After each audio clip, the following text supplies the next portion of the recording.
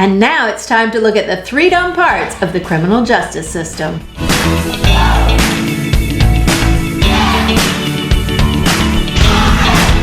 Are you a white man? Have you been charged with assault, rape, murder? Then you need to call Misconduct's Lawyers and Associates. At Misconduct's Lawyers and Associates, we guarantee you an all-white jury. But wait, there's more. Are there eyewitness reports, video footage, forensic evidence of your crime? At Misconduct's Lawyers and Associates, we will gaslight the crap out of that shit and still get you your not guilty verdict. Wait, there's more. We'll even seek damages from the victim's family and make their life a living hell while making you a hero. But wait, there's more. The only thing they'll write about you in the press is what a nice guy you are, and maybe they'll mention your sparkling blue eyes. At Misconduct's Lawyers and Associates, we'll make sure that Lady Justice is not only blind, but also deaf and dumb. Give us a call. You can thank us later. And now we check in with Constable Jane Wiggam to get her opinion on whether Black lives matter to the police force. Of course they matter. Black lives are bread and butter. Let me explain the economics of policing to you. You see, only a small portion of police work is dedicated to violent crime. Now, small crime, petty crime, fines, citations, debt is where the money is. So, when the city budget falls short, that's where we step in. Fines can count up to 10% of municipal revenue in some jurisdictions. What does that have to do with the black community? Well, you see, where you find a high poverty rate, you're gonna find a high fine rate. That doesn't make any sense. Are you kidding? It makes total sense. I can't go fining in wealthy neighborhoods. Let me give you an example. Let's just say I give a fine to a white suburban lady for, let's just say walking in the middle of the road. What do you think's gonna happen?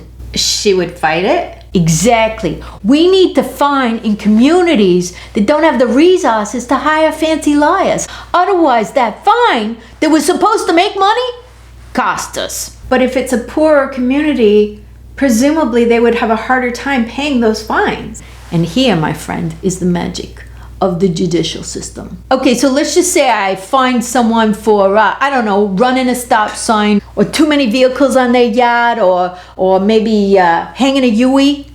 I find them. They can't pay. Now they're a criminal. You follow? So you let that roll around in their mind for a while, and sure enough, then they steal a pack of cigars and bam! More crime, more fine. More crime, more fine. More crime, more fine. It's like a hamster wheel. But what if those fines are never paid? They're still on the books. Money owed is still in the revenue column. And sometimes the more citations you get, the more perks you get. Like I got this pen, or one time I got this Harry Potter butterbeer mug, and another time I got a personalized jockstrap so that if anybody kicked me in the nuts, it wouldn't hurt. Of course, I'm a woman, so I don't have any nuts, but they teach you how to talk like that at the police academy, so don't bust my balls about it, okay? Okay, Constable Jane. Thank you for joining us, I guess. And now let's go to Brett Kavanaugh, an Associate Justice for the Supreme Court of the United States. You can't drive me out. You won't get me to quit. Never. I have a calendar. It's meticulous and kept. Wow. Never, never, never! Hey, doctors. So, here's where we are. Time for justice reform. Don't forget to follow us at MJ Comedy TV.